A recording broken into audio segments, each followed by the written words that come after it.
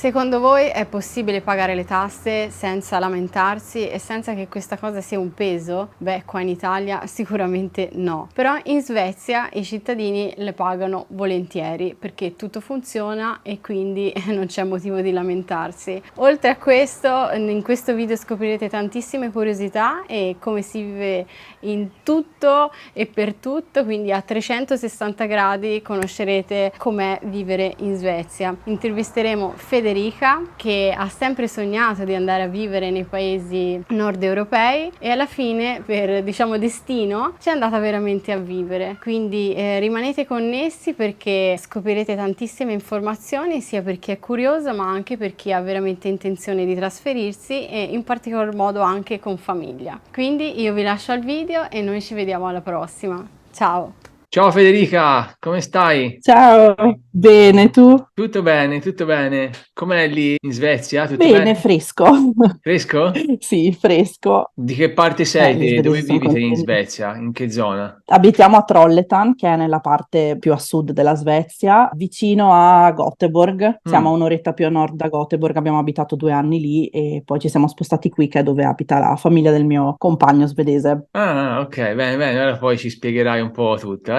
Sì, È un piacere averti ospite qui con noi, Italian Globetrotter. grazie, La Svezia è un altrettanto. paese che insomma tanti anche ci hanno richiesto, anche noi è tanto che volevamo fare questa intervista per capire come si vive lì, perché insomma è uno dei paesi dove si vive meglio in Europa dalle statistiche, ora poi ci dirai anche te un po' Certo, com'è. certo. Quindi niente, ora prima di andare più nei dettagli dell'intervista, ecco, raccontaci un po' te chi sei per capire da dove vieni e come mai sei poi arrivata lì in Svezia. Ok, allora io sono Federica, appunto, sono originaria di Peschiera del Garda, in provincia di Verona, e diciamo che sogno da tutta la vita di vivere in Nord Europa, mi ha sempre affascinato tantissimo il Mm. Nord Europa. Quando avevo 26 anni è finalmente, diciamo così, finita una relazione che avevo molto lunga, molto tossica, con cui non c'è mai stata possibilità di spostarsi da dove ero, e Mm. quindi finalmente qualche mese dopo ho detto o adesso o mai più. Volevo partire, non sapevo per dove, ho detto sono da sola, è la prima volta che vado a vivere all'estero, dove vado? E così ho pensato all'Inghilterra perché parlando inglese ho detto vado in Inghilterra almeno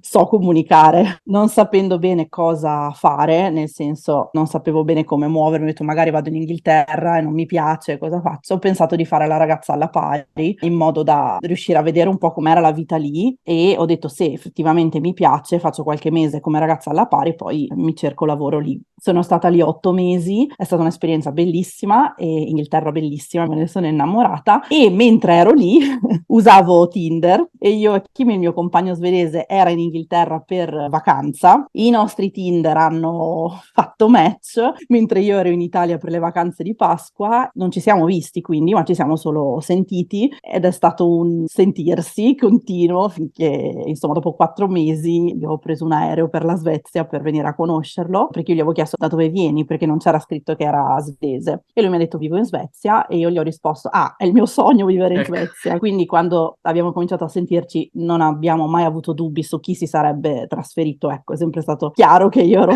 pronta via per andare in Svezia, quindi eccomi qua, ecco perché sono qui. Diciamo che la Scandinavia è sempre stata una delle mete in cui avrei voluto vivere. Il fatto che lui sia capitato nella mia vita molto prima rispetto magari a quando mi sarei spostata da sola, sempre per paura un po' della lingua, è stato un caso. Ti sei spostata all'inizio per amore, giusto? Poi dopo chiaramente ti sei messa per lavorare lì e trasferirti lì. Esatto.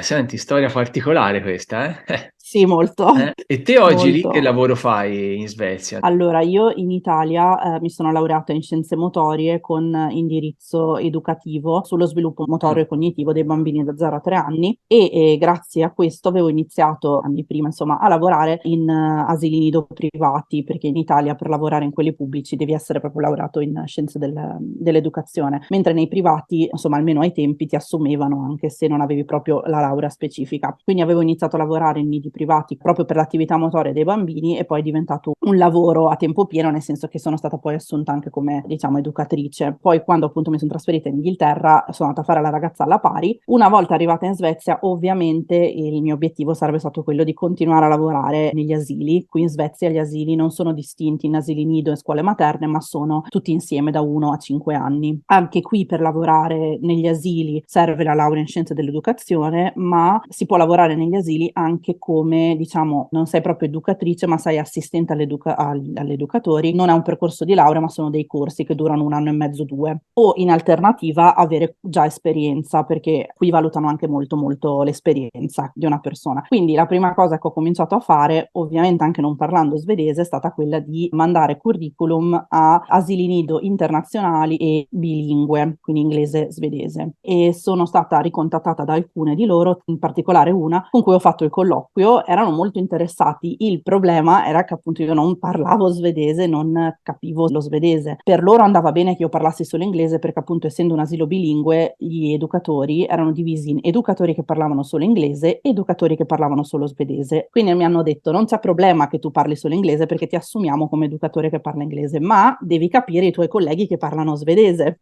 Quindi mi hanno detto: studia e ci risentiamo tra qualche mese. Ok, il mio trasferimento era previsto per gennaio 2020. A novembre 2019 ero qui in Svezia per stare con il mio compagno, qualche giorno facevamo un po' avanti e indietro, e mentre lui era al lavoro io così a caso ho mandato il curriculum. C'era una richiesta di lavoro in una gelateria e dove che richiedevano di parlare anche solo inglese. Ho detto: mando il curriculum. Mezz'ora dopo mi contattano per andare a fare, se potevo il giorno stesso, un colloquio e mi hanno assunta subito. Mi hanno fatto un contratto di 6 mesi, durava fino a giugno, quindi 6-7 mesi circa. Quindi questa è stata la mia prima esperienza lavorativa. Nel frattempo studiavo svedese a casa da sola con un libro, perché qui si chiama SFI ed è il Swedish for Immigrants, quindi un corso di svedese per immigrati gratuito per tutti. Il problema è che per accedervi serve il personnummer, che è tipo il nostro codice fiscale, solo che senza personnummer in Svezia non fai praticamente niente. Cioè il personnummer ti serve per tutto, per visite mediche, per fare questo corso, per aprire un conto in banca, vuoi la carta del supermercato, insomma senza personnummer non sei praticamente nessuno qui. Quindi io il corso di lingua non lo potevo iniziare perché per prendere il personnummer devi avere un contratto di lavoro, ma per avere un contratto di lavoro devi avere il personnummer. Cioè è una cosa un po'... Per fortuna c'è chi ti assume anche senza personnummer, non è in modo illegale ovviamente, si parla poi con l'agenzia Skatteverket, quello che si occupa di queste cose qui, e te lo danno dopo un po' che tu lavori, dipende dal contratto che hanno. Io ovviamente appena ho ottenuto il contratto di lavoro in gelateria ho richiesto il personnummer e me l'hanno negato perché era un contratto di lavoro troppo corto, quindi sono andata avanti così senza, aspettando che prima o poi infatti me lo dessero. Studiavo a casa perché non potevo accedere ai corsi di lingua e dopo 5 mesi circa l'asilo mi ha ricontattata dicendomi che avevano bisogno, volevano rifarmi il colloquio e farmi qualche domanda in svedese e hanno visto che insomma c'era un attimo più di comprensione. Ovviamente non parlavo ancora bene, però capivo almeno, non dico la maggior parte delle cose, ma capivo in modo almeno da esserci, ecco, e quindi mi hanno detto: ok, puoi iniziare quando vuoi come sostituta, cioè venivo chiamata quando avevano bisogno, e dopo 2 settimane mi hanno fatto il contratto proprio a tempo pieno per 1 anno e mezzo. Conta che eravamo in piena pandemia, ti parlo di aprile 2020, qua non ha mai chiuso niente, cioè non c'è stato lockdown. Mentre tutta la mia famiglia in Italia era appunto chiusa dentro e c'era il panico, io iniziavo a lavorare in un asilo un po' spaventata, ti dico la verità, perché ovviamente era una situazione molto delicata. Però ecco, questa è stata l'esperienza lavorativa. Ad oggi lavoro con la mia pagina Instagram, poi vabbè, io sono rimasta incinta qualche mese dopo aver iniziato all'asilo. Sono stata in maternità 1 anno e 2 mesi, qui la maternità e paternità è molto lunga, circa 480 giorni da dividersi, e durante la maternità ho iniziato così a raccontare la nostra vita di famiglia mista su Instagram. Quindi ad oggi lavoro con la mia pagina Instagram, sto ancora studiando svedese, ma perché sto studiando a livello C1 il massimo, perché vorrei prendere insomma tutte le certificazioni. E come si chiama la tua pagina Instagram? Mamma in Svezia. E te quindi praticamente racconti la tua vita lì, di famiglia? Esatto, è partita come la nostra vita proprio di famiglia mista qui al nord e essendo appunto mamma in Svezia mi sono sempre concentrata molto sul tipo di educazione che c'è qui per i bambini i bambini vengono cresciuti in modo molto diverso, anche il fatto che stiano sempre fuori all'aperto, cioè per esempio il mio bambino dorme all'aperto tutto l'anno, anche quando c'è -15, dormono nei passeggini fuori all'aperto,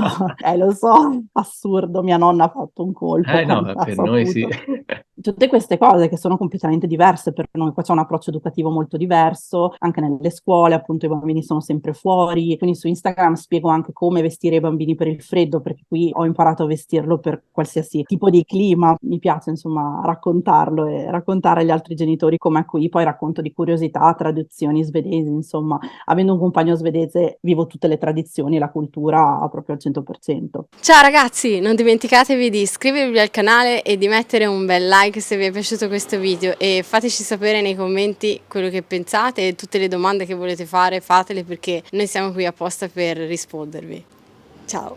E sempre parlando di lavoro, lì la situazione lavorativa com'è? Si trova bene lavoro e si guadagna bene? Allora, secondo me il lavoro si trova abbastanza facilmente, ovviamente le cose sono un po' cambiate anche qui, cioè 30 anni fa si trovava ancora più facilmente di adesso, ma in generale non direi che è difficile trovare lavoro come dipendente, non è facilissimo trovarlo se non si sa lo svedese, nel senso, io sono l'esempio vivente che si può trovare lavoro senza sapere lo svedese, bisogna però adattarsi un attimo, nel senso io non avevo mai lavorato in gelateria, avevo fatto la cameriera nei ristoranti, eccetera. Ci sono alcuni lavori che puoi fare solo con l'inglese, però sono lavori altamente specializzati tipo nell'IT, però lì vuol dire che arrivi già con un tuo bagaglio, insomma, che sai già fare qualcosa e in quei campi lì tante aziende internazionali magari non richiedono lo svedese, io conosco delle persone che non parlano svedese, magari vivono qui da 5 anni perché lavorano per aziende internazionali e a loro insomma non serve imparare lo svedese. Se invece arrivi che fai, non lo so, l'infermiera o come lavoravo io all'asilo, devi imparare lo svedese, le probabilità più alte che hai di trovare lavoro con l'inglese sono nella ristorazione ovviamente, soprattutto se magari trovi un ristorante che non è 100% svedese, magari un ristorante italiano. Quindi uno dei consigli che era stato dato a me e che io do a chi vuole trasferirsi in Svezia è di iniziare a studiare la lingua il prima possibile. Lo svedese ti apre ovviamente mille altre porte che l'inglese non ti apre. Parlano tutti inglese qui, veramente tutti, però ovviamente è un'altra cosa, se per un lavoro è richiesto lo svedese, è richiesto lo svedese.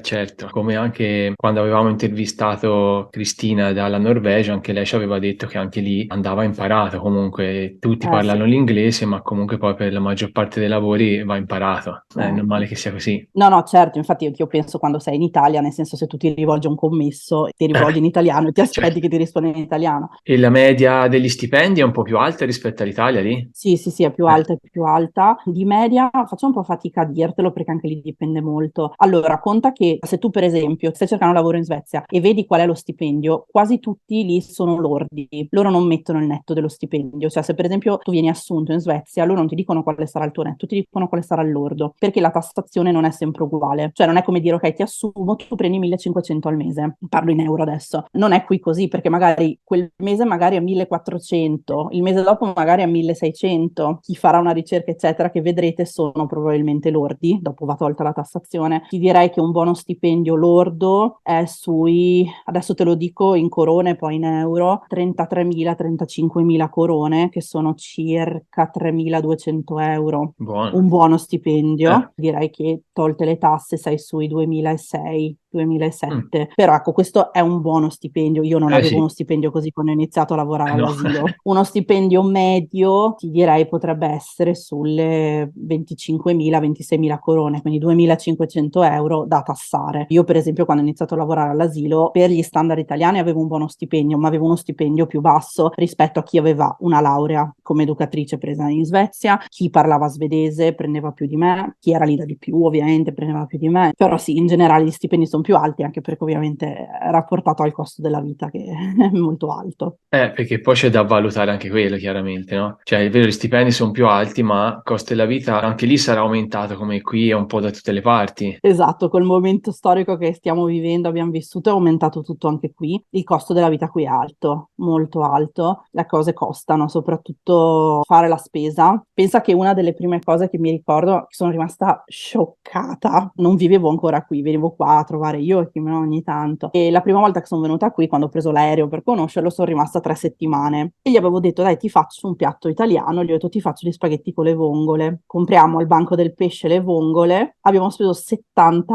€ per le vongole e basta, non me l'aspettavo proprio, non le avrei mai prese, se no sono rimasta scioccata, anche perché quando i prezzi erano in corone ancora non ci capivo niente. Diciamo che carne, pesce, frutta e verdura hanno un costo esagerato, cioè veramente costano tanto tanto, e anche la vita in generale, gli alcolici e anche andare a mangiare fuori, veramente costosissimo. Infatti ovviamente la gente esce a cena, ma non è una cosa usata, ecco, tanto quanto in Italia, non c'è il ma sì, usciamo a mangiare una pizza stasera, perché costa tanto, cioè conta che di media, quando solo io e chi andiamo al ristorante, e non ti parlo di ristoranti di lusso, ti parlo andiamo al ristorante, di media spendiamo 100 € in due. E non è che abbiamo preso antipasto primo, secondo, contorno, 5 birre, no. Una cena normale che dici, ok, andiamo in questo ristorante qui, tipo sabato, io e chi usciamo a cena, sono già pronta a lasciare lì un rene, perché è così. Quindi ovviamente andiamo molto meno al ristorante, gli alcolici costano tanto. Conta che a gennaio, per farti un esempio, eravamo a Göteborg una sera io e lui e abbiamo preso una birra e uno spritz, non arriva con patatine, e abbiamo speso 27 €. Boia. Per un italiano è uno shock, abituati qua. Costa tanto, Mamma mia. sì. Per esempio anche la pizza, ovviamente. Penso a un italiano che vuole mangiare una pizza italiana, costa anche 25 €. Una margherita, una pizza con un po' di prosciutto. Poi se vuoi andare nelle pizzerie svedesi, sono quasi tutti posti gestiti da altre etnie che hanno aperto dei chioschetti dove fanno kebab, pizza. Lì una pizza la trovi a 10-11 €, ma sono pizze, come dire, adattate ai gusti svedesi, sono Certo. completamente diverse, mentre un italiano che cerca una pizza in un ristorante italiano costa tantissimo. Boia, qui abituati a Quindi 5-6 € a margherita.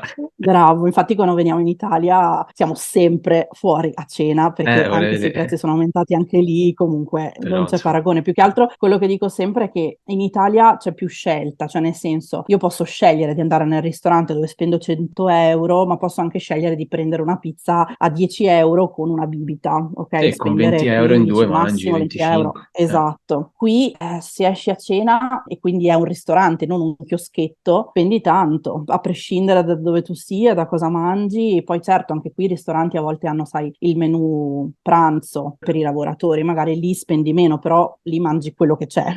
Non è Sì. ok, esco a cena, scelgo io. E per quanto riguarda sempre il costo della vita, le bollette, l'affitto, queste cose qui. Allora, alti direi anche case, affitti, ovviamente come penso in Italia dipende, se sei in centro a Stoccolma, se sei in un paesino tipo nel nostro paese abitano circa 70.000 persone, non è una città grande, però ha costi più bassi rispetto a Stoccolma o Göteborg, perché sono proprio città. Direi che in generale sono abbastanza alti. Comunque le bollette non sono alte come in Italia, anche se negli ultimi mesi si sono alzate molto anche qui, meno soprattutto luce, direi molto meno. Affitti e comprare, sì, non mi sembrano molto lontani dall'Italia, possiamo fare un paragone abbastanza simile, diciamo così. Direi che anche qui comprare casa costicchia. È un esempio di cifre, tipo di affitti o case? Allora, noi per farti un'idea, quando abitavamo a Göteborg abitavamo in un bilocale piccolino, era sui 45 metri quadri, non proprio in centro, ma eravamo abbastanza vicino al centro e spendevamo 750 € al mese. Era un bilocale minuscolo, però eravamo abbastanza vicino al centro, per quello dico alto, però Dio, non è che eravamo fuori dal mondo, ecco. Se siamo un pochino più fuori costa molto meno. Diciamo che quasi tutti quelli che vogliono comprare casa cercano di spostarsi un po' più fuori perché sì, effettivamente alto. Quello che costa meno sono, diciamo, l'aspetto un po' famiglia, nel senso che le scuole, le università sono tutte gratuite, si paga solo l'asilo, però si paga un massimo di 150 € al mese, dipende dallo stipendio dei genitori, ma comunque c'è un tetto massimo, varia un pochino da regione a regione, da comune a comune, più o meno comunque sono circa 150 € massimo. Conta però che da 0 a 18 anni noi riceviamo mensilmente più o meno per ogni bambino 120 € al mese, si chiama Arbitrag, lo riceviamo ogni 25 del mese mi pare. Il primo bambino ti danno 120 euro, poi dal secondo mi sa che si abbassa un pochino, non è più 120 ma ti danno una cifra per 2 bambini, dal terzo eccetera. Però ecco, adesso noi che abbiamo un bambino solo, 120 euro al mese fino ai suoi 18 anni li prendiamo come aiuto dallo Stato, quindi alla fine, esatto, se usi quello perché c'è chi li mette via per il bambino, chi li usa per i pannolini, insomma, se lo usi come, ok, ricopro la spesa dell'asilo, quasi ci va gratis, diciamo. Sì,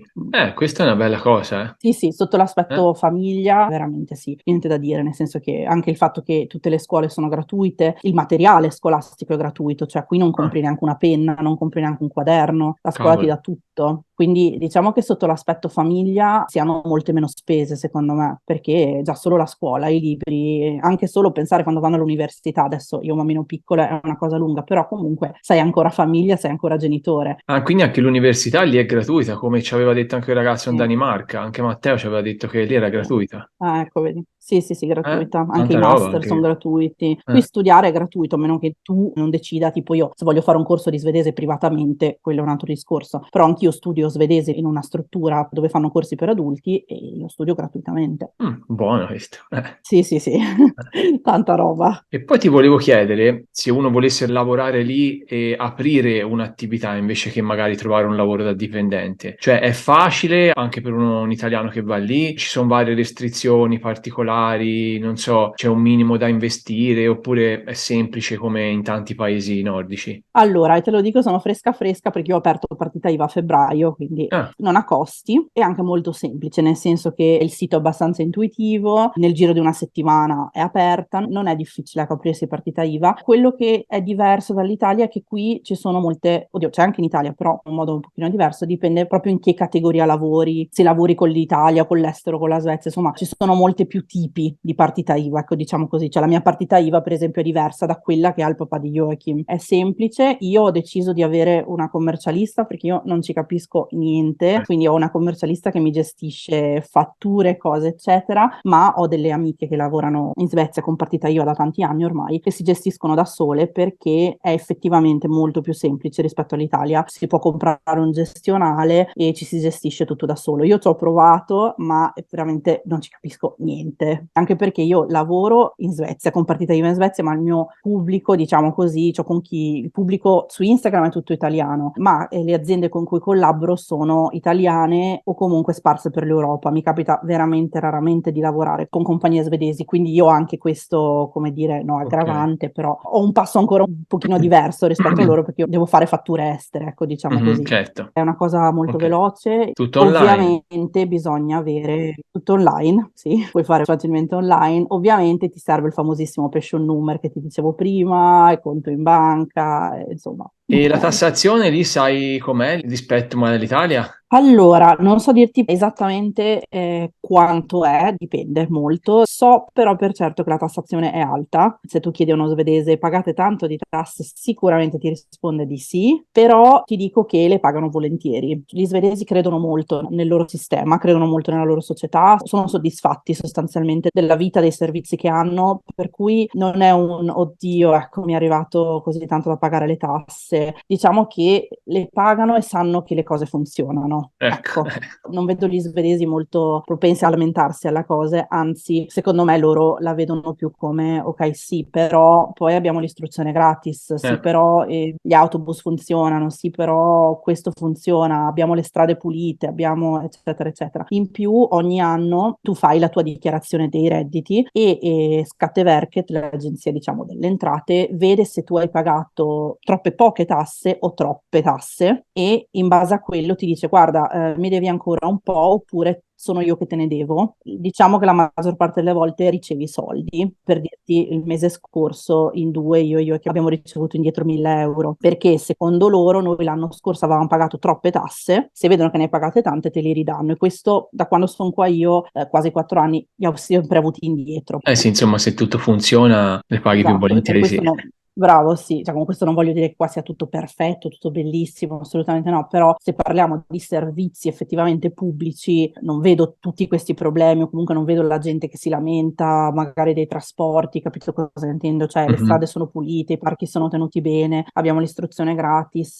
c'è pieno di biblioteche stupende per bambini, insomma le cose pubbliche funzionano. E senti, cambiando argomento, gli svedesi come sono? Te poi che hai anche insomma il compagno svedese, che differenze ci sono con gli italiani? Avendo il compagno avrai visto tante differenze di famiglia, anche di cultura, di Molto, molto. educazione, come dicevi prima, anche dei bambini. Allora, ti parto subito dicendo, perché ovviamente queste, sai, spesso sono state domande che mi sono state fatte su Instagram, adesso siamo in tanti su Instagram, quindi sono domande che in questi quasi 2 anni ho ricevuto tante volte e spesso mi viene chiesto, ma è vero che sono freddi gli svedesi? Ma è un termine che a me proprio non piace, cioè a me ritenerli freddi proprio non piace perché non lo sono, non sono freddi, sono più riservati e per altre culture, magari come la nostra italiana, tendiamo ad essere più calorosi, a fare amicizia più facilmente, magari ad attaccare bottone più facilmente, ai nostri occhi può risultare, oddio, sono freddi. In realtà il loro essere freddi è un essere molto riservati, nel senso che Mhm. gli svedesi amano i loro spazi, amano la loro privacy, infatti ci sono delle domande che gli svedesi non fanno, non perché sia vietato, ma perché secondo loro supera quel, oddio, ti ho chiesto un po' troppo, per esempio è molto raro che qualcuno qui ti chieda, ma tu quanto guadagni? Cioè una di quelle domande che loro trovano molto indiscrete Eh, perché se non ci conosciamo bene, non è una di quelle domande che fai, sai, magari capita, sei fuori, ah, io lo so, lavoro in quell'ospedale lì, ah, quanto ti danno? Se è una persona che magari hai appena conosciuto e siete tutti in gruppo, non è una domanda che uno svedese ti farebbe, ecco. Direi che una volta diventati amici, sono veramente dei buoni amici, nel senso persone di cui ti puoi veramente fidare, molto disponibili e gentili. Magari ad arrivare a quello step di amicizia si fa un po' più fatica. Adesso però io ti parlo anche di un'adulta che si è spostata in Svezia da adulta che parla un'altra lingua, nel mhm. senso è sempre più facile fare amicizia con qualcuno che non è del posto, perché vuoi o non vuoi abbiamo in comune più cose, ci siamo Mhm. magari trasferiti tutti e due, magari tutte e due abbiamo dovuto fare mesi per stare dietro ai documenti, per esempio io quando sono rimasta incinta ho conosciuto tantissime ragazze italiane che anche loro o erano già mamme qui o erano incinta come me, perché io italiana magari avevo dei dubbi che se chiedevo a un'altra italiana capiva cosa intendevo dire, o per esempio se dicevano, lo so, mi serve Loki, esempio, una cavolata, qui come si chiama in farmacia, capito? Cosa che magari una svedese invece non... Quindi fare amicizia con gli svedesi può essere difficile, è una cosa che tanti, come dire, lamentano, ma secondo me non è solo il fatto perché loro sono chiusi, anche perché, cioè, io ti faccio un esempio, io in Italia ho la mia cerchia di amicizie da sempre, ti direi, cioè amicizie che vanno avanti da tutta la vita. Mhm. Se domani arrivasse una ragazza svedese, farebbe ovviamente fatica a entrare nel nostro gruppo perché noi siamo un gruppo Certo. consolidato da tanti anni, non è così semplice entrare così tanto. Per quello tanti poi dicono, è impossibile fare amicizia con gli svedesi, cioè anche io, chi me è svedese, ha il suo gruppo di amici da sempre. Sono tutti svedesi perché sono nati qui, sono cresciuti Eh, qui, nello stesso paese, scuola insieme, un po' come capita a noi in Italia. sì, Quindi sì. sì, è vero, è più difficile fare amicizia con uno svedese, mentre per me è stato più facile fare amicizia con italiani perché Eh, è normale, abbiamo lo stesso percorso, ci aiutiamo a vicenda su cavolate, anche solo la richiesta di cittadinanza svedese. E ovviamente uno svedese non può aiutarmi in quel eh. senso perché non c'è passato, mentre chiederò alla mia amica italiana che c'è già passata. Poi, come sono gli svedesi, ti direi molto educati, tipo se penso a differenze culturali, è molto raro vedere qualcuno che urla o che ha la voce molto alta in pubblico. Mm. Cioè, ti faccio un esempio, noi, sai, in Italia usiamo i vocali su WhatsApp, Sì. non so se lo sai, ma siamo uno dei pochi ad usare WhatsApp e i vocali. Qui anche in Inghilterra non è una cosa che si usa molto. Infatti io e Kim all'inizio non capiva sta cosa dei vocali e io, anche seduta in autobus, mi ascoltavo sti vocali così e lui sempre shh, abbassa. Perché disturbavo. Adesso ovviamente io sono abituata, non ascolto più vocali a voce alta, diciamo così, su un autobus. Diciamo che culturalmente loro non lo fanno, cercano di non disturbarsi a vicenda. Pensa che sui treni ci sono i vagoni proprio del silenzio. Cavolo. Ci sono dei vagoni dove tu, cioè c'è solo silenzio, metti che tu, non so, vuoi riposarti, eccetera, ci sono quei vagoni lì. Quindi anche questo è un aspetto culturale molto diverso, sono molto più, cioè non senti tutto questo boato. Quando vado al ristorante in Italia a volte Joachim tipo ama queste cose, queste differenze culturali lui ama, che quando siamo in Italia invece c'è questo calore, tutte le persone con la voce alta. E poi mi chiedevi anche dall'aspetto educativo, come ti dicevo sono secondo me persone molto educate, molto pacate e equilibrate. Adesso non voglio entrare nello specifico, però la Svezia è stata il primo paese che ha vietato le sculacciate nel 79. Bambini che crescono con un'educazione di tipo dolce, cioè un'educazione che non prevede sculacciate, non vedi quasi mai un genitore che urla in faccia ad un bambino. Non è usato, c'è un tipo di educazione molto dolce e da generazioni. Quindi di conseguenza loro da adulti sono persone appunto come dicevo molto pacate, che tendono a non urlare. Poi, oddio, adesso è difficile, non lo so, dimmi tu se hai qualche altra domanda sull'aspetto culturale, perché così... Come sono visti magari gli stranieri lì? Perché ho sentito dire che in certi posti, anche nordici, secondo come c'è un po' di, ti dico proprio razzismo, ma insomma, tendono più a favorire le persone di lì, magari certi stranieri magari sono visti peggio, ora non so gli italiani, però lì com'è la situazione? È tranquilla oppure c'è un po' questa cosa? Allora, ovviamente io dico sempre, non posso parlare per tutti, per tutta la popolazione, ovviamente ti parlo per una mia esperienza, non mi sono mai sentita per fortuna discriminata, non mi sono mai sentita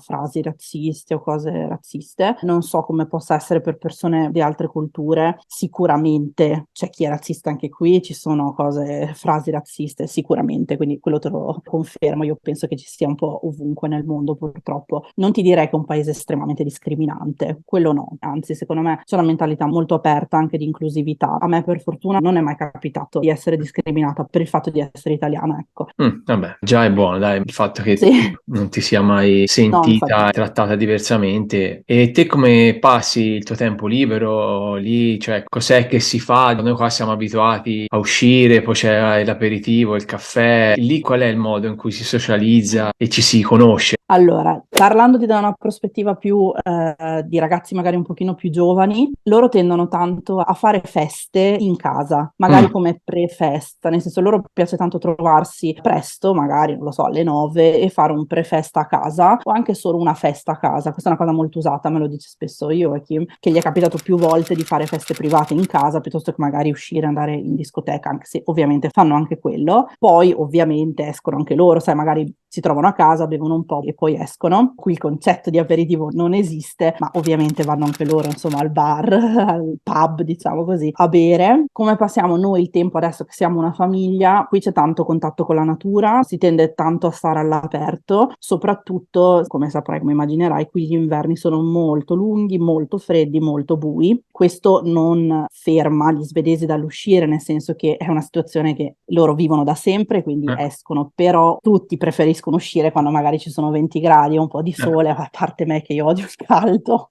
io lasciamo perdere, io vivrei tutto l'anno a meno 15, però spesso lo racconto su Instagram, qui bastano 7 gradi e un po' di sole e a loro sembra, oddio, via, si esce. Tutti i ristoranti aprono la parte fuori, gli svedesi si siedono fuori con le coperte sulle gambe, perché qua danno sempre le coperte nei bar e nei ristoranti, magari sotto al fungo che riscalda, ma piuttosto che stare dentro, loro si siedono fuori, perché vivono talmente tanti mesi di buio, perché qua dove siamo noi verso le 2:30 inizia già l'imbrunire, quindi alle 3 c'è buio sostanzialmente. Quindi vivono talmente tanti mesi di buio, freddo, freddo, che veramente appena c'è un attimo più di sole, qualche grado in più, loro cercano di stare fuori il più possibile. Tendono a fare tanti giochi di società, qua è molto usato andare nei parchi, non lo so, un asciugamano, una coperta, si siedono, magari passano lì la giornata, bevono qualcosa, sai, mangiano fuori e li vedi spesso fare dei giochi, tipo c'è un gioco molto usato che si chiama Cube, non so, io non l'avevo mai sentito prima Anch'io. di venire qui, però spessissimo vedi giovani che ci giocano, quindi diciamo che anche questa cosa sul fatto che molti dicono sono freddi, eccetera, io in queste cose qua non le ritrovo, anzi tendono molto a trovarsi tra amici, anche tra famiglie, ogni volta che insomma si può e si riesce. Ecco, appunto, proprio per il discorso della famiglia, ti volevo chiedere per chi magari ha anche famiglia e quindi è interessato a questa cosa, io sfrutto il fatto che te appunto hai famiglia, un figlio lì, com'è vivere lì in Svezia con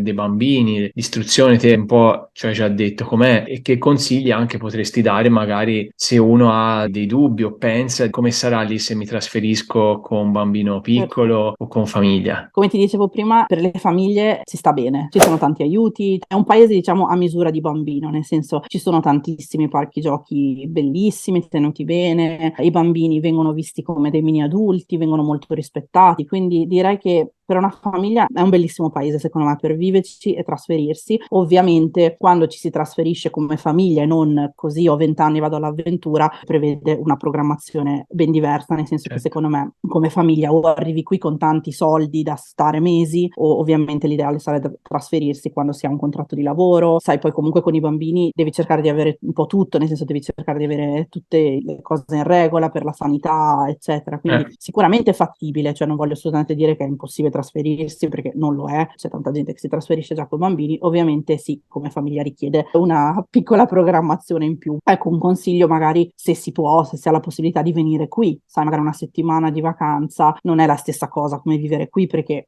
non si capirà mai com'è vivere qui, però ci si fa comunque un'idea. Cioè io mi sentirei di consigliarla come meta per una famiglia che vuole trasferirsi, assolutamente. Ok, bene. E come cibo sarei curioso, a parte il fatto di cosa si mangia lì, ma si trova un po' di tutto, anche come frutta, verdura, oppure essendo un paese così un po' più a nord, magari dove so, tante cose penso saranno importate, magari certe cose non si trovano. Allora sì, non si trova tutto perché ovviamente appunto come hai detto tu tante cose sono importate, non c'è il clima per coltivare tante cose a cui magari siamo abituati in Italia, non troverai lo stesso identico sapore perché non è stato coltivato qui. Come cibo, allora io ti parlo da persona che ha un compagno svedese, ha un figlio svedese che come dire mangiano svedese se vogliamo metterla così. Io non sopporto il classico, vabbè lì si mangia DM.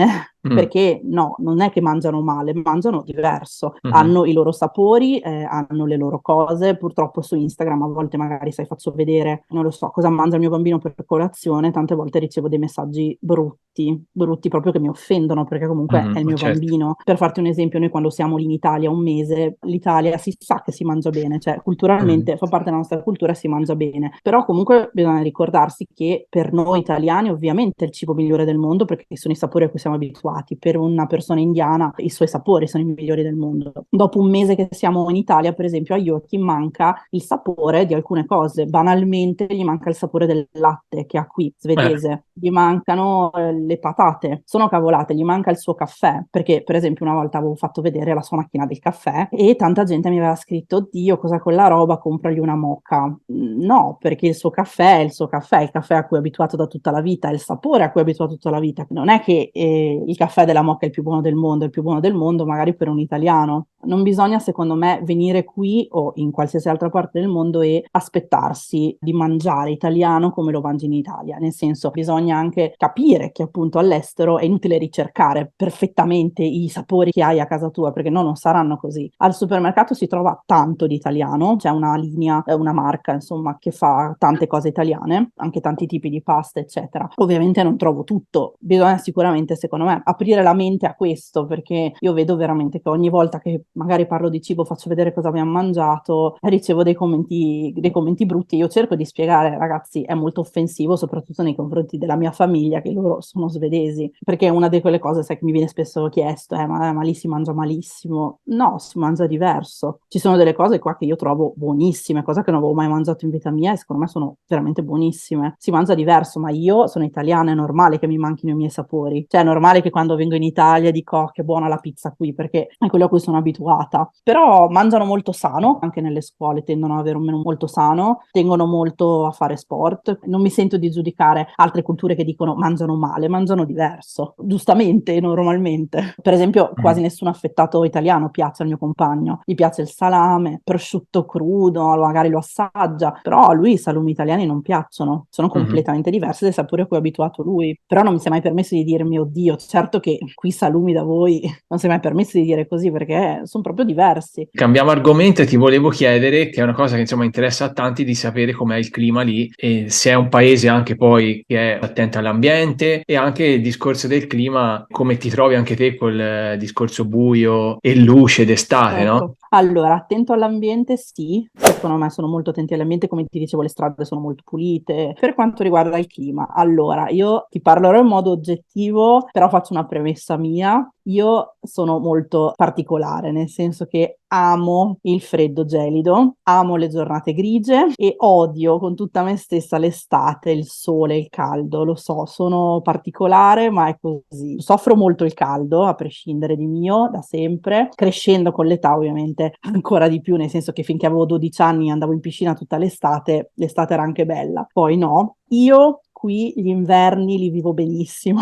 Amo l'inverno qui, amo il buio presto, amo il freddo gelido, però parlandoti oggettivamente da quello che sento da tutti, ti posso dire che gli inverni per la maggior parte delle persone sono lunghi, bui e pesanti e freddi, nel senso che, come ti dicevo prima, il sole sorge dopo le 9 e tramonta prima delle 3, però questo vuol dire che se sorge alle 9 fino alle 10 non c'è proprio luce, e se tramonta un po' prima delle 3, già alle 2, 2 e mezza inizia a fare un po' l'imbrunire, perché non è che è automatico che appena il sole va giù diventa buio in quel momento, ma inizia, sai, piano piano un po' prima. Quindi d'inverno abbiamo circa 4 ore e mezza, 5 di luce forte, e su 24 ore sono poche, certo. Alla mattina si fa un po' fatica ad alzarsi, perché giustamente la maggior parte dei lavori iniziano presto, ti alzi che c'è proprio buio pesto, si hanno meno energie, ovviamente meno voglia di fare, perché tutte queste ore di buio sono un po' pesanti. Allora, il freddo, fa freddo.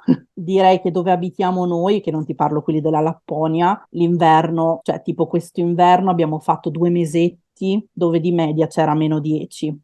E con picchi ti parlo di -20. Loro sono abituati, ovviamente chi vive qui è abituato, non è che sono felici, tipo il mio compagno non è che è bello, oggi c'è -12, usciamo, però allo stesso tempo se non dovessimo mai uscire quando c'è freddo non usciremo mai, ecco perché se c'è una bufera di neve no, ma se nevica normalmente, se piove, se c'è tutta neve, ghiaccio per terra, loro escono normalmente. La vita va avanti, ecco. A me è successo una sola volta in questi 4 anni che si siano bloccati i trasporti, perché c'è stata proprio una bufera di neve ininterrotta per tipo 24 ore, non si poteva proprio uscire, consigliavano ovviamente non uscite.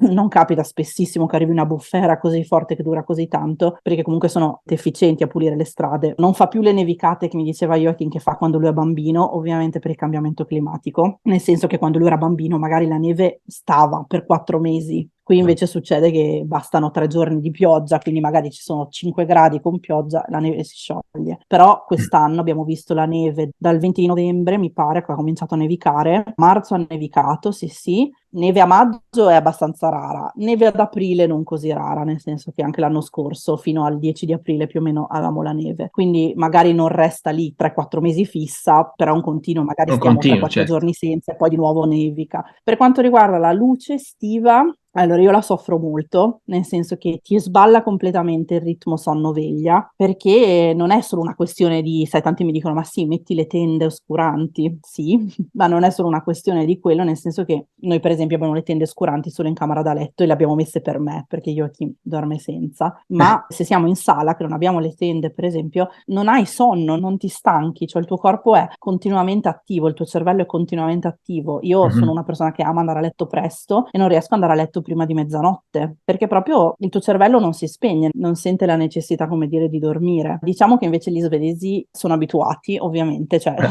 il loro corpo è fatto in un altro modo, se vogliamo metterla così, nel senso sono abituati fin dalla nascita, quindi non lo soffrono, cioè Joachim dorme tranquillamente, lui non aveva neanche una tenda prima di conoscermi, niente di niente. È molto suggestivo da vedere, molto bello, la luce fino a tardi. Dove siamo noi il sole tramonta e sorge, nel momento in cui c'è più luce tramonta verso le 10:40 di sera e sorge verso le 3 del mattino, ma in quelle ore, come ti dicevo anche prima, non è che appena tramonta c'è buio e soprattutto non c'è mai buio pesto come c'è in Italia. Siamo talmente a nord che nel cielo c'è sempre un pochino di luce, anche magari in lontananza, però non fa mai quel buio dove vedi il cielo proprio nero, scuro. Okay. E poi verso le 2 del mattino, piano piano comincia di nuovo a schiarirsi, quindi non ti dico che abbiamo 24 ore di luce come in Lapponia, ma quel buio proprio pesto non lo vediamo mai durante i mesi estivi, c'è sempre quella puntina di luce nel cielo e il buio inizia verso mezzanotte. notte, quindi sono veramente tante ore di luce in 24 ore.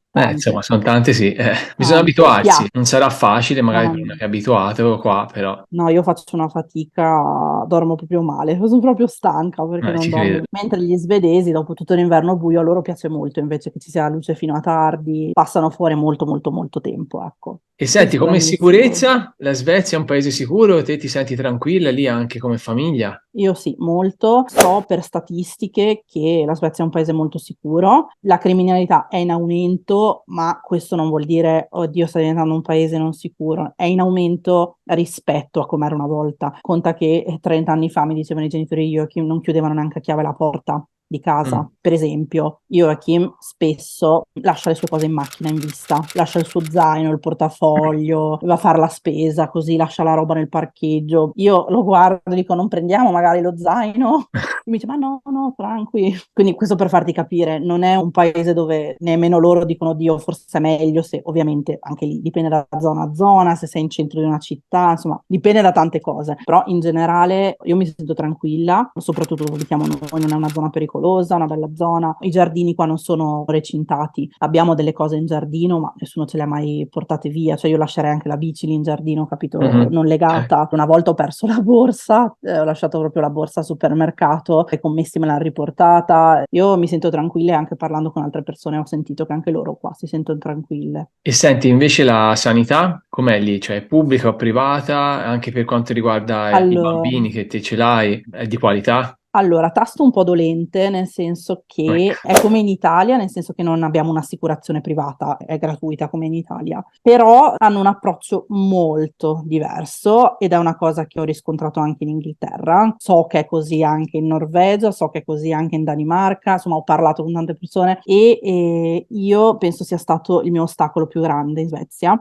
Io sono molto ipocondriaca e sono la tipa che se mi fai scegliere tra 5 controlli o 10 ne faccio 10. La sanità è molto più blanda rispetto in Italia, si fanno molti meno controlli in generale e c'è molta meno, direi, secondo me anche prevenzione, nel senso che in Italia siamo abituati, oddio, io soffro di otite, sento un po' male all'orecchio, vado dal medico di base, ti danno un antibiotico con molta facilità, o ok, prendi questo. Qui invece gli antibiotici li danno con molta fatica, nel senso devono accertarsi al 100% che serva perché non è necessario. E so che su questo ci sono due scuole di pensiero, nel senso ci sono le persone come me che sono solo dammi l'antibiotico, e persone che invece preferiscono prendere meno medicinali, eccetera. Per esempio in gravidanza, qui non si fanno gli esami del sangue tutti i mesi, ti fanno il puntino sul dito, controllano il ferro, controllano gli zuccheri nel sangue, però non ti fanno gli esami completi come fanno in Mhm. Italia. Non fanno per esempio l'esame della toxoplasmosi, non fanno tanti altri esami che in Italia facciamo, proprio perché c'è un approccio diverso, un approccio molto più blando. E io l'ho vissuta malissimo, soprattutto perché ero qua da poco. Io penso che se avessi avuto il mio primo bambino ad oggi la vivrei non bene, perché comunque sono sempre ansiosa, però la vivrei in un modo diverso, nel senso che mi sono già approcciata alla sanità, ho già capito com'è, eccetera. In più venivo da una famiglia, tutte le amiche in Italia che ma non ti fanno quell'esame, non ti fanno quello, ma in che senso non fanno quello?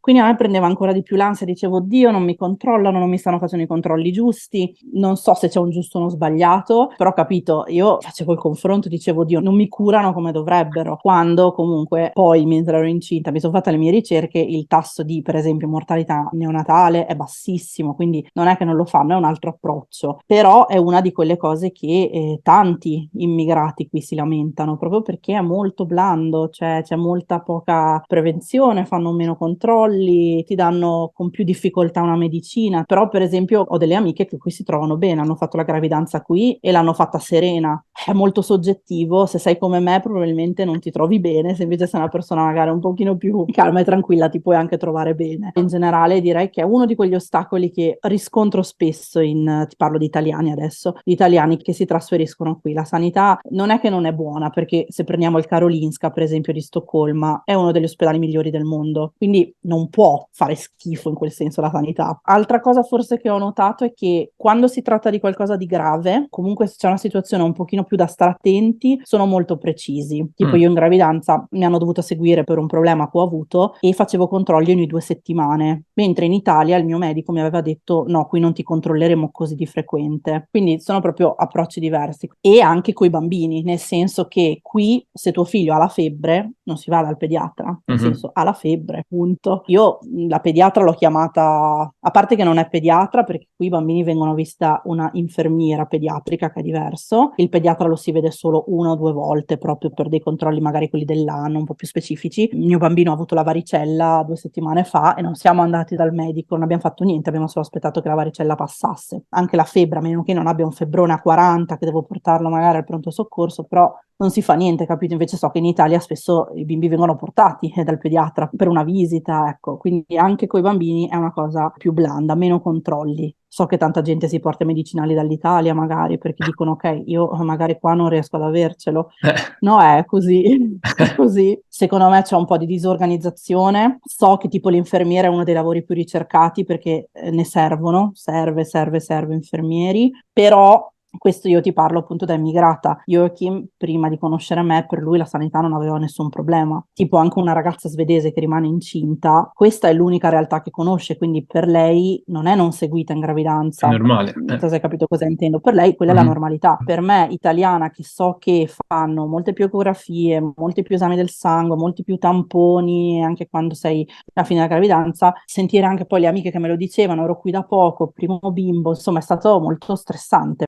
Certo, è una cosa soggettiva che uno magari si è abituato qua, gli torna un po' strano, però Esatto. insomma già il fatto che non è a pagamento è un po' come qua, ecco, Certo, come certo. funzionamento. E il Covid lì, come a parte ora ormai non se ne parla più, però lì come era stato gestito poi, ora non c'è più niente neanche lì, è tutto tranquillo. No, e ti viene quasi da dire non c'è mai stato, nel Ecco. senso c'è stato, ma come ti dicevo prima, non c'è mai stato il lockdown. Per un periodo siamo stati l'unico paese al mondo che non eravamo in lockdown, perché per un mini periodo mi pare che l'abbia fatto anche la Norvegia. Non abbiamo mai avuto obbligo di mascherina, quindi è stata una situazione molto irreale, perché io appunto sentivo famiglie e amici e io invece qui andavo al lavoro normale, quindi io gli mandavo le foto, i video che ero per esempio in autobus o camminavo in centro e la vita sembrava andare avanti in modo normale. Quello che è cambiato è che anche qui hanno chiuso cinema, teatri, calcio, quindi stadio, le cose diciamo dove si raggruppavano tante persone, ma il resto della vita è andata avanti. Le scuole non hanno mai chiuso, i negozi non hanno mai chiuso, si andava a lavoro normalmente. L'unica differenza era che ovviamente non è che il governo ha fatto finta che non succedesse, diceva solo tenete le distanze, non trovatevi in gruppo e mettete la mascherina, cioè la mascherina è raccomandata, però non è mai stata obbligatoria, per cui ti dico c'era forse un 50% che la usava, un 50% che non la usava. Devo dire che le distanze erano abbastanza mantenute bene, soprattutto in fila, tenevano bene la distanza. Diciamo che come ti dicevo prima, per quanto riguarda le tasse, loro si fidano molto del loro governo. È un paese in cui non vengono dati obblighi, per esempio anche i vaccini non sono obbligatori, quindi anche per i bambini, ma un'altissima percentuale vaccina i bambini comunque. Quello che è stato detto durante il Covid, diciamo che sostanzialmente la maggior parte della gente ha seguito le raccomandazioni, soprattutto mi viene da dire per quanto riguarda feste, quelle cose lì ovviamente erano sconsigliate, dicevano cercate di non trovarvi in 20 a far festa, quindi il Covid è stato vissuto in modo leggero direi. Poi quando c'è stato il vaccino ovviamente anche qui non è stato messo obbligatorio, però direi che tanti si sono vaccinati. Sì, poi tanto ormai è tornato tutto alla normalità, quindi si spera di non parlarne più, dai, di queste cose. No, infatti, mamma mia. Quindi senti, ricapitolando un po' i pro e i contro di vivere lì in Svezia. Allora, pro sicuramente welfare, si sta bene, è un paese in cui si sta bene, non è difficile trovare lavoro, gli stipendi sono buoni, i servizi funzionano, buon paese per le famiglie, insomma, in generale si sta bene. È un paese pulito, un paese dove c'è tantissima natura, anche se vivi in città e le foreste sempre a 2 passi, quindi è un paese molto verde anche in quel senso, non nel senso di ecologico, ma nel senso che c'è veramente tanto spazio per stare all'aperto. resto le zone sono molto tranquille, cioè per esempio quando abitavamo a Göteborg, che è una città, fa 600.000 abitanti, è la seconda più grande della Svezia, anche mio papà quando l'ha vista ha detto, non sembra di essere una grande città, perché comunque la vita è molto calma, le strade molto pulite, c'era poco traffico, quindi tipo a me che non piace molto vivere in città, il smog e casino, secondo me si sta bene. I contro, come ti dicevo, che per me non è un contro, sicuramente il clima, cioè se chiedi a tanta gente ti dice che effettivamente è dura vivere con questo clima, anche perché per esempio l'estate può anche piovere tutta estate, o magari li fa anche 30 gradi, ma magari tipo l'anno scorso noi abbiamo avuto 30 gradi per un massimo di 8 giorni in tutta l'estate, ma sparsi, magari ha fatto 30 gradi 2 giorni, poi torna giù a 15, quindi anche l'estate non sai se effettivamente ce l'hai o no. Se ti piace il caldo, il sole, quello è un contro sicuramente il clima qui. E il contro per me appunto è un po' la sanità. Mi sentirò sempre più tranquilla in Italia, anche perché è la mia lingua, il mio paese, eccetera. Per quanto riguarda la sanità, dico, fare una visita in italiano è diverso che fare una visita in un'altra lingua. Quando si tratta poi di termini medici è anche molto difficile. Ad oggi sto cercando di accettarla così com'è, cioè cercare di non vedere solo il marcio, ma di dire ok, è effettivamente un altro metodo, non è che fanno schifo e non ci curano. Per me, Federica, questi sono i pro e i contro, ecco. Certo, poi per ognuno saranno diversi, però comunque in Sì. generale sono questi qua, dai. Quindi non ti faccio neanche la domanda se te lì sei felice e torneresti in Italia, perché a quanto ho capito te sei felice, è il paese dove hai sempre Molto. voluto andare, quindi poi hai la famiglia Sì, lì, molto, quindi sì. insomma. Esatto, io qua sto bene, ti dico adesso ad oggi non tornerai in Italia, spesso mi viene chiesto se mi manca l'Italia e io rispondo sempre che non mi manca l'Italia in sé e non lo faccio apposta per dire oddio, no, è così, mi mancano ovviamente i miei familiari, la mia famiglia, i miei genitori, i miei nonni, i miei amici, mi manca uscire a bere un caffè con l'amica di sempre in magari 5 minuti di macchina, queste cose mi mancano tantissimo, non mi manca l'Italia in sé, nel senso che io qui ci ho costruito la mia famiglia, che noi non siamo una famiglia nata in Italia che si è spostata in Svezia, ho trovato qui l'amore della mia vita,